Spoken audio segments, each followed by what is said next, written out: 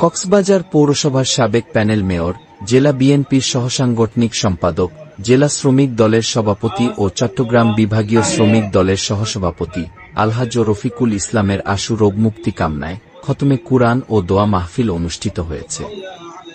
শুক্রবার ১ আগস্ট আসরের নামাজের পর জাতীয়তাবাদী শ্রমিক দল, মাতারবাড়ি ইউনিয়ন শাখার উদ্যোগে এ মাহফিল আয়োজন করা হয়। অনুষ্ঠানটি মাতারবাড়ি বড় কবরস্থান সংলগ্ন শাহ মাহমুদিয়া হেফজখানায় অনুষ্ঠিত হয়।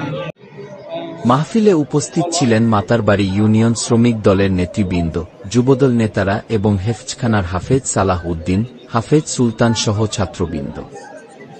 সবার পক্ষ থেকে মহান আল্লাহর দরবারে দোয়া করা হয় প্রিয় নেতা আলহাজ রফিকুল ইসলাম যেন দ্রুত সুস্থ হয়ে ওঠেন এবং আগের মতো জনসেবায় যুক্ত হতে পারেন।